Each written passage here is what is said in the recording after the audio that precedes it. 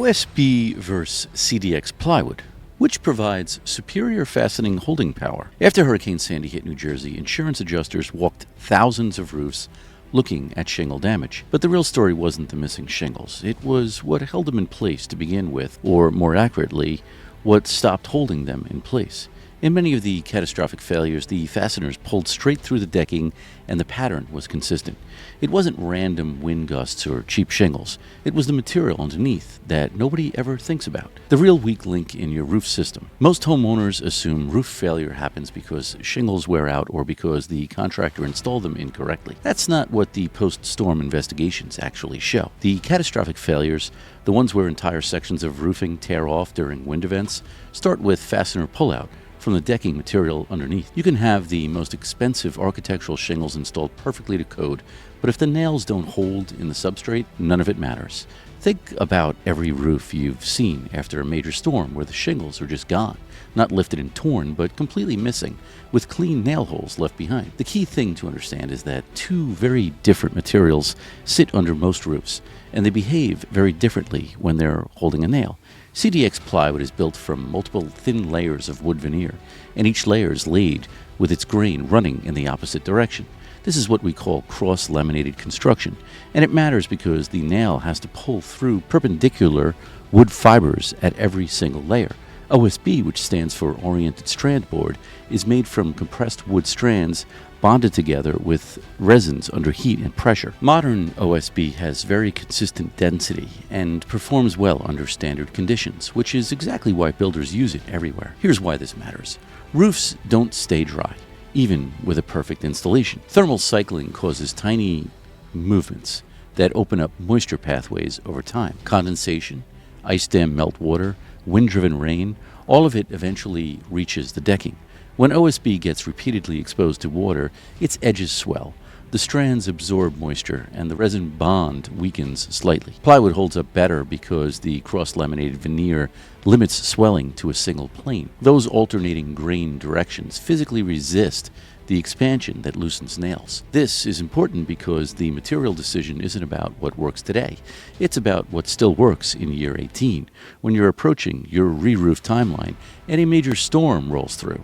Fastener holding power either gets stronger over time or it breaks down over time. That's the failure chain in plain terms. But there's a reason this keeps happening to homeowners who did everything right and still got burned. Almost every one of them was told their roof was fine because it passed inspection, and that single word, code, is quietly setting them up for the next failure. So let's look at what code actually promises you and what it doesn't. Why up to code doesn't mean maximum protection. Building codes specify minimum performance standards. The fastening schedules, thickness requirements, and material approvals are all designed to create a baseline level of safety that keeps the vast majority of roofs from failing under normal conditions. But normal conditions and hurricane-force winds after 2 decades of thermal cycling are not the same thing, and codes don't distinguish between materials that meet the minimum and materials that exceed it by a meaningful margin. I've walked properties where homeowners were furious because the contractor told them everything was up to code, and then half the roof decking needed replacement after the old roof was torn off. The contractor wasn't lying. OSB is code compliant. It meets the ICC standards for roof sheathing. The International Building Code allows both OSB and plywood for roof decking as long as they meet the thickness and span requirements. The code doesn't mandate one over the other because both materials can perform successfully when conditions stay ideal. Now, the industry language around this is gentle. The standard phrasing is that plywood maintains a slight advantage in long-term fastener holding power, especially when roof systems experience moisture intrusion. That word slight undersells what actually happens over a multi-decade service life. A 5% edge in nail withdrawal resistance sounds tiny in a lab test, but multiply that across 10,000 fasteners over 20 years of freeze-thaw cycles, wind uplift events, and moisture intrusion, and what looked marginal becomes the difference between shingles that stay put and shingles that peel off in sheets. The reason nobody explained this to you is simple. Contractors default to OSB because it saves them money on the estimate, and it meets code. Homeowners accept it because they don't know there's a meaningful performance gap. Here's why this matters for you. Once you understand that code compliant is a floor and not a ceiling, You stop asking if this is legal and start asking, is this the best protection I can reasonably invest in for my family's home? That one reframe is what separates homeowners who get a true 30-year roof from homeowners who need a premature re-roof because the substrate broke down faster than the shingles ever did. That reframe changes the question, but it doesn't yet change the math you're staring at on two competing bids. And that's exactly where most homeowners make the wrong call without realizing it, because the real cost of OSB never shows up on the estimate. It hides 15 years down the road on a bill nobody warns you about. The hidden cost math nobody shows you. Every contractor who pitches OSB will tell you it costs less than CDX plywood. That's true, but they won't tell you what it costs when fasteners fail prematurely, because that's not their problem. It's yours 15 years from now, when the warranty has expired and you're facing wind damage repairs or full decking replacement during a re-roof. Let's run the actual math. OSB typically costs 15 to 20% less than CDX plywood on a standard New Jersey residential roof. On a 2,000 square foot roof, that's roughly a $2,000 difference at installation. That number is real, and it's why so many homeowners say yes to it. Now picture year 18. The shingles are still serviceable, but a contractor inspects the decking and finds OSB edge swelling, surface irregularities from moisture exposure, and weakened fastener zones around the old nail holes. You have two choices.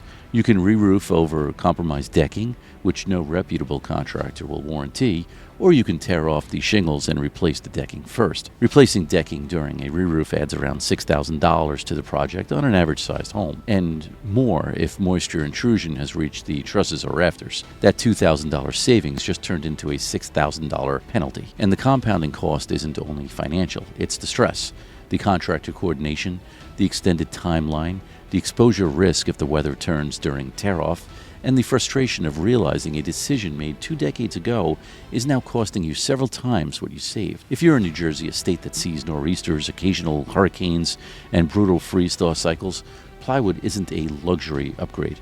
It's the baseline you should expect from any contractor actually building for 30-year performance. This gives you the framework for evaluating bids. When a contractor comes in $2,000 cheaper using OSB, you're not looking at savings, you're looking at a deferred expense that comes due later with interest. The informed decision is to pay the marginal upfront cost for plywood and eliminate the long-term risk of premature decking failure, because that risk is entirely preventable with the right material choice at installation. Now, this whole cost case rests on one claim, that OSB really does lose its grip over time.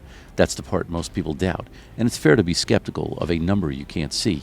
So let me show you exactly what happens inside that nail hole over 20 years, because once you understand the mechanism, this stops being a debate about price and becomes a matter of physics. What actually happens to fastener holding power over time? The technical term is nail withdrawal resistance, and it measures how many pounds of force it takes to pull a fastener straight out of the substrate. New OSB and new plywood test fairly close in lab conditions. The divergence happens after the materials go through years of real-world exposure, moisture intrusion, thermal expansion, freeze-thaw cycles, and repeated wind uplift stress. That's when plywood's cross-laminated construction proves its value. In plywood, those wood fibers run in alternating directions at every veneer layer.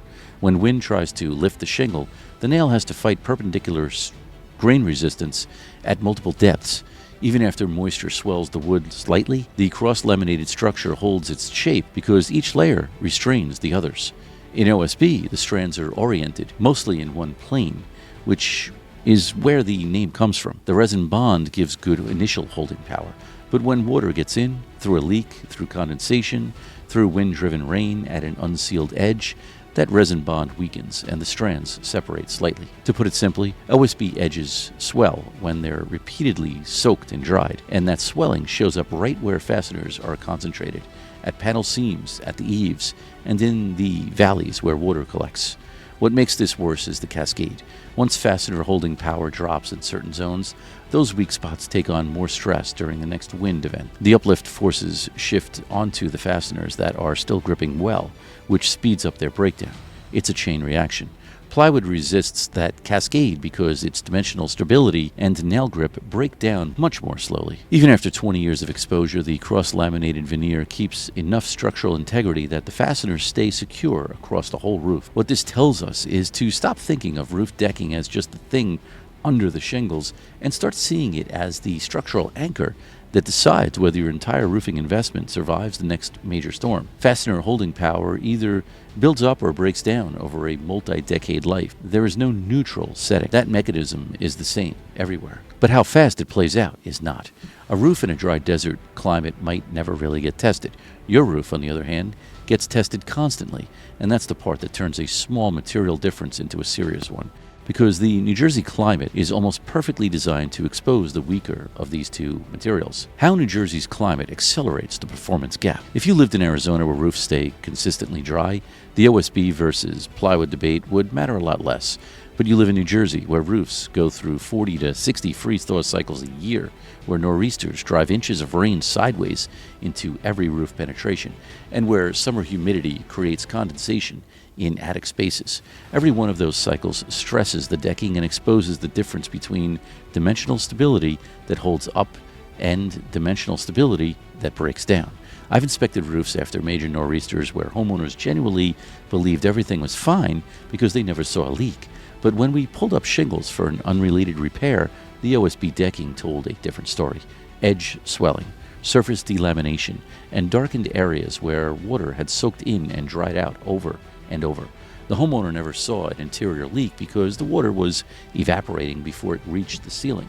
But the damage was quietly building up in the substrate the whole time. New Jersey's climate is uniquely hard on roof system. Winter ice dams force meltwater up under the shingles. Spring and fall temperature swings create condensation.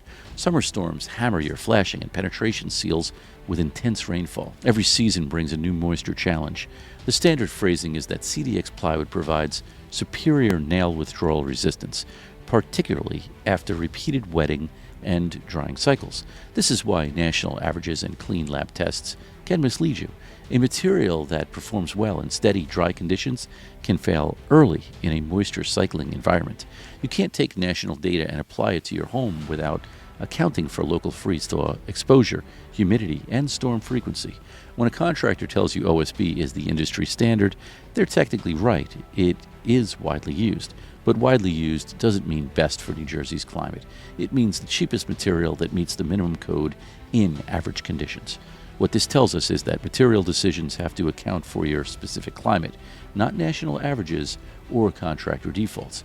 In New Jersey, the moisture cycling environment speeds up the divergence between OSB and plywood, which means that the marginal upfront cost for plywood delivers disproportionate long-term value. It's specifically built to resist the exact breakdown pattern your climate creates. The material decision that protects your family's home for 30 years. You're not choosing between two equivalent materials where one just costs a little more.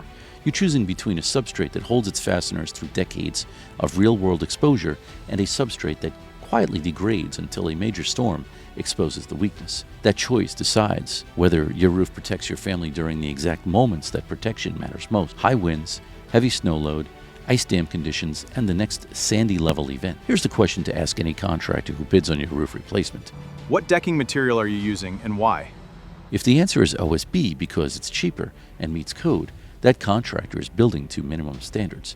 If the answer is CDX plywood because fastener holding power after moisture exposure is superior, and your home is in a high wind region with significant freeze-thaw cycling, that contractor understands long-term roof performance. So when you sit down to review bids, treat the decking as a critical line item, not a throwaway detail. Ask directly. What decking material are you specifying? If it's OSB, ask why OSB instead of CDX plywood, given the superior fastening holding power plywood provides after moisture exposure. If the contractor can't answer that with specific reasoning tied to your home's long-term protection, that tells you everything you need to know about whether they're building for 3 years or 30. If you found this video helpful, hit the like button, subscribe, and turn on notifications so you don't miss our next homeowner protection guide. And if you're in New Jersey or Eastern Pennsylvania and want a roof built for long-term performance, not just minimum code requirements, click the link below or contact us today for a professional roof evaluation. Protect your home, protect your investment, build it right the first time. See you in the next video.